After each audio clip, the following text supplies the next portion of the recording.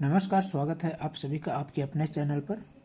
आज हम लोग बात करने वाले हैं मध्य प्रदेश के उत्कृष्ट और मॉडल स्कूल में हुए प्रवेश परीक्षा 2025 के प्रश्न पत्र के बारे में।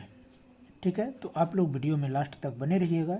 इसमें हम लोग पूरा देखेंगे एक एक करके, जो टॉपिक है सारे टॉपिक वाइज क्वेश्चन देखेंगे और उनका सॉल्यूशन और उत्तर भी देखेंगे इसमें। तो ये हमारा सेट कौन सा है? हमारा सेट बी है, सीरीज नंबर 6। यहाँ पर आपका रोल नंबर रहता है। यहाँ पर आपका क्या रहता है? प्रश्न पुस्तिका क्रमांक यानी क्वेश्चन बुकलेट नंबर यहाँ पर रहता है। ठीक है, अब आते हैं यहाँ पर। तो इसमें कुल प्रश्नों की संख्या 100 होती है, जो कि आपको 2 घंटे में करना होता है। कुल पृष्ठों की संख्या यहाँ पर 32। उसके नीचे आते हैं, यहाँ पर देखेंगे अधिकतम जो अंक हैं वो भी आपको 100 मिलेंगे। यहाँ पर इम्पॉर्टेंट इंस्ट्रक्शन कुछ दिया गया है जो कि इंग्लिश में है। फिर इसके नीचे देखेंगे तो यही चीज़ आपको यहाँ पर हिंदी में मिलता है। इंस्ट्रक्शन को हम लोग सामान्य देख लेते हैं। पहले इंस्ट्रक्शन क्या है? इंस्ट्रक्शन यानी विशेष कुछ निर्देश दिया गया है कि इस पुस्तक में कुल 100 प्रश्न है और प्रत्येक प्रश्न जो है प्रश्न क्रमांक 1 से 100 तक के प्रत्येक प्रश्न के लिए 1 अंक निर्धारित है। इसमें क्या होता है? ऋणात्मक अंक नहीं होता है। किसमें? उत्कृष्ट स्कूल के मॉडल और उत्कृष्ट विद्यालय में जो प्रवेश परीक्षा होता है उसमें जो पेपर होता है उसमें ऋणात्मक अंक नहीं होता। प्रश्न पत्र हल करने से पहले प्रश्न पुस्तिका के अंतिम पृष्ठ पर अंकित निर्देशों को ध्यानपूर्वक आपको पढ़ना है और उसको ठीक तरीके से पालन करना है। तो हम लोग अभी देखेंगे कि इसमें हमको क्या निर्देश दिया गया है। इसके बाद देखते हैं, किसी भी प्रकार का कैलकुलेटर, मोबाइल फ़ोन या किसी भी प्रकार के अन्य इलेक्ट्रॉनिक उपकरण एवं टेबल का उपयोग करना वर्जित है। यानी आपको इलेक्ट्रॉनिक कोई भी डिवाइस है उसका उपयोग नहीं करना है। चौथा देखें तो परीक्षा के उपरांत परीक्षार्थी को प्रश्न पुस्तिका अपने साथ ले जाने की अनुमति होगी। ये हमारा प्रश्न पुस्तिका है, उत्तर पुस्तिका नहीं। प्रश्न पुस्तिका आप ले जा सकते हैं, उत्तर पुस्तिका आपको नहीं ले जाना है। ठीक है, तो हम लोग क्वेश्चन देखने से पहले हम लोग देख लें यहाँ पर, क्योंकि सेकंड नंबर पर हमारा दिया गया है कि कुछ इंस्ट्रक्शन हमारे पीछे रहते हैं, उनको हमको देखना है। ठीक है, तो ये हमारे इंस्ट्रक्शन यहाँ पर दिए गए हैं। यहाँ पर इंग्लिश में है, ये हिंदी में। तो हमारे इंस्ट्रक्शन हम लोग ध्यानपूर्वक पढ़ेंगे, क्योंकि इंस्ट्रक्शन हमको मालूम रहेगा तो हम अपनी गलती, जो सामान्य बच्चे गलती कर बैठते हैं तो उन गलतियों से हम लोग बचेंगे।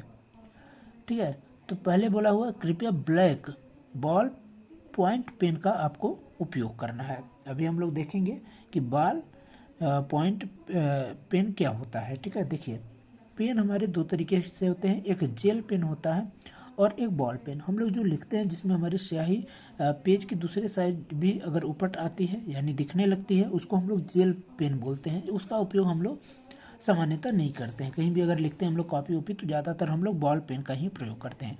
तो उसी पेन का हम लोग को उपयोग करना होगा। कैसा? ब्लैक होना चाहिए।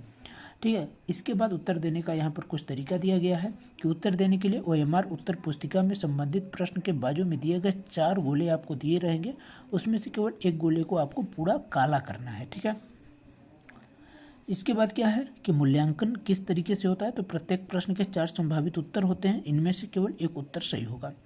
प्रश्न का सही उत्तर अंकित करने से 1 अंक आपको प्राप्त होगा। यदि आप 1 से अधिक गोले भरते हैं तो आपका माना जाएगा कि आपको प्रश्न का उत्तर सही नहीं मालूम था, इसलिए उसको अंक नहीं दिया जाएगा।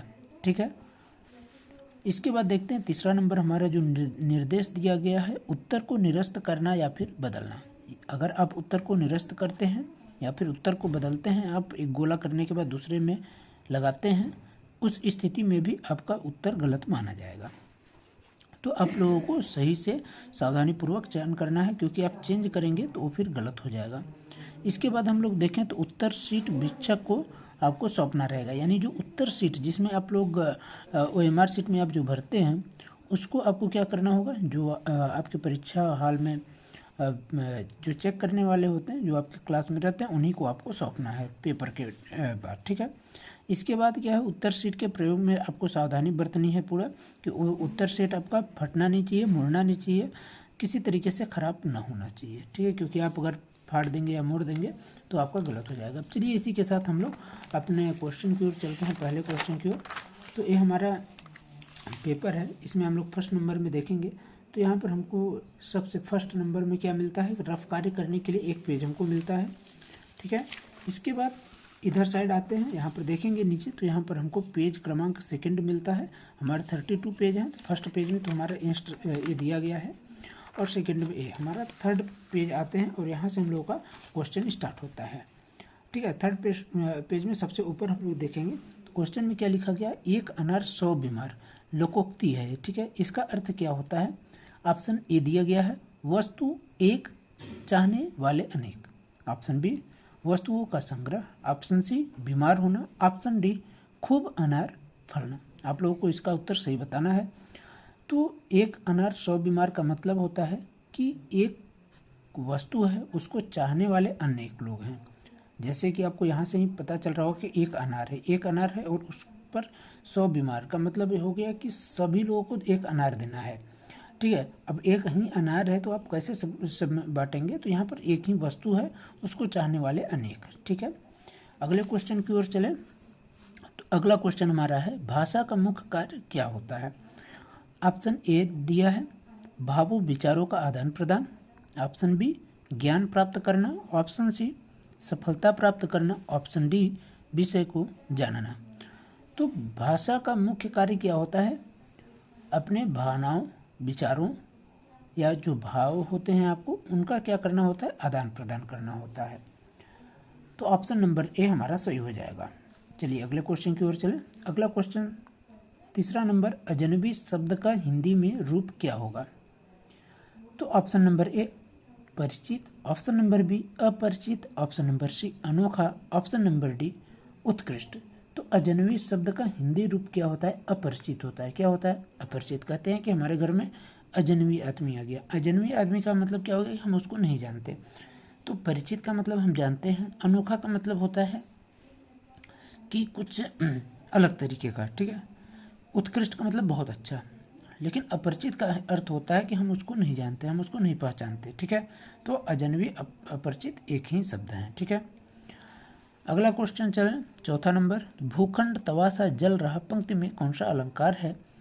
तो भूखंड तवासा जल रहा है, इसमें क्या बात कर रहा है, भूखंड की बात कर रहा है, तवा के समान। मतलब हमारे जो भूखंड है वो किसके समान जल रही है, तवा के समान।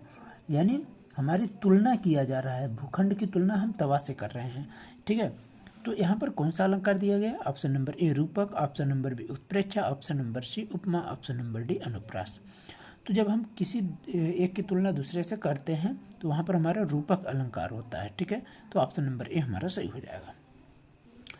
चलते हैं पांचवें क्वेश्चन की ओर। पांचवा क्वेश्चन क्या है, आंखों में धूल झोंकना एक किसका उदाहरण दिया गया है। ऑप्शन नंबर ए मुहावरा, ऑप्शन नंबर बी लोकोक्ति, ऑप्शन नंबर सी संज्ञा, ऑप्शन नंबर डी अलंकार। तो आंखों में धूल झोंकना जो होता है वो हमारा, ठीक है, तो इसका हमारा सही उत्तर ऑप्शन नंबर ए मुहावरा होगा। आंखों में धूल झोंकने का अर्थ क्या होता है, धोखा देना। ठीक है, या किसी को क्या होता है, ठगना। तो हम यहाँ पर मुहावरे के रूप में उसका इस्तेमाल करते हैं। चलिए अगले क्वेश्चन की ओर चलें। अगला क्वेश्चन छठा नंबर हमारा क्या बोल रहा है कि रात का पर्यायवाची क्या नहीं है, रजनी, निशा, विभावरी या नलिनी। तो हमारा रजनी भी जो होता है वो क्या होता है, उसी का पर्यायवाची रात का होता है। निशा भी रात का, विभावरी भी रात का होता है। लेकिन नलिन जो है, नलिनी, तो वो हमारा रात का पर्यायवाची नहीं होता है। ठीक है, तो ऑप्शन नंबर डी हमारा सही हो जाएगा। कम बोलने वाले क्या कहलाते हैं, या कम बोलने वाले को हम क्या कहते हैं, मौन, वाचाल, मितहारी या मितभाषी। तो मितभाषी होता है, मतलब कम बोलने वाला मितभाषी होता है। ठीक है, मौन जो हो गया वो तो एकदम नहीं बोल रहा है। वाचाल जो बहुत ज़्यादा बोलता है। मितहारी यहाँ पर खाने से संबंधित है, यानी कम खाने वाला। और मितभाषी का मतलब होता है कम बोलने वाला।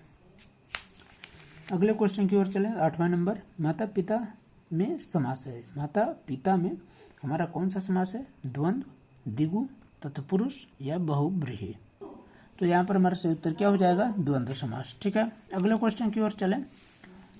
अगला क्वेश्चन 9वां नंबर हमारा क्या दिया गया है, दोहा में विषम चरणों में मात्राएं होती हैं। ठीक है, दोहा में विषम चरणों का मतलब क्या है, 1, 2, 3, 4 हमारे होते हैं, 4 यहाँ पर चरण। तो इसमें से पहले और तीसरे का बोल रहा है कितने होते हैं। तो जो हमारे दोहा में विषम चरण होते हैं तो उसमें हमको बताना है कि ऑप्शन नंबर ए में 16-16 दिया गया है, ऑप्शन नंबर बी में 11-11, ऑप्शन नंबर सी में 13-13, ऑप्शन नंबर डी में 12-12। तो दोहा में दरअसल होता क्या है कि पहला वाला जो होता है वो 13 होता है, दूसरा वाला 11, फिर तीसरा वाला 13, फिर चौथा 11। तो हमारे यहाँ पर बोला है विषम। विषम मतलब हमारा पहला और तीसरा, यानी क्या होगा, 13-13 होगा। तो ऑप्शन नंबर सी हमारा सही हो जाएगा। अगले क्वेश्चन की ओर चलें। अगला क्वेश्चन दिया है कि प्रत्ययुक्त शब्द इसमें से कौन सा है, सुगमता, कर्मठ, साहीन या उदार। तो सुगमता हमारा इसमें सही उत्तर हो जाएगा। ठीक है, इसमें ता जो है वो शब्द क्या है, प्रत्यय है। ठीक है, सुगम धन ता। अब देखिए यहाँ पर हमारा अगला क्वेश्चन है, 2 किलो शक्कर में विशेषण किस प्रकार का है। 2 किलो शक्कर में यहाँ पर गुणवाचक है या संख्यावाचक या परिमाणवाचक या फिर संकेतवाचक। तो यहाँ पर 2 किलो की बात किया जा रहा है। 2 किलो मतलब हमारा कुछ क्वांटिटी बता रहा है, यानी परिमाण की बात कर रहा है, तो परिमाणवाचक हो जाएगा। अगला क्वेश्चन की ओर चले। सूरज डूबा और अंधेरा छा गया में वाक्य किस प्रकार का है, सरल वाक्य, संयुक्त वाक्य, मिश्रित वाक्य या इच्छावाचक वाक्य। तो यहाँ पर हमारा जो है सरल, संयुक्त, मिश्रित या इच्छावाचक। तो हमारा इसमें क्या है कि जो हमारा सूरज डूबा यानी ये हमारा कंप्लीट वाक्य है, और अंधेरा छा गया ये भी हमारा कैसा है, कंप्लीट वाक्य और स्वतंत्र वाक्य है। ठीक है, तो जब 2 या 2 से अधिक स्वतंत्र वाक्य मिलते हैं या उपवाक्य मिलते हैं, तब वहाँ पर कौन सा वाक्य होता है, यानी वाक्य का कौन सा प्रकार होता है, तो वहाँ पर हमारा संयुक्त वाक्य होता है। ठीक है, तो ऑप्शन नंबर हमारा बी सही हो जाएगा। अगले क्वेश्चन की ओर चले। 13 नंबर। तो आकाश नीला है, इसमें आकाश क्या है। अब बताना है कि यहाँ आकाश जो है नीला और है, मतलब आकाश नीला है में यहाँ पर कौन सा संज्ञा है कि सर्वनाम की क्रिया या विशेषण।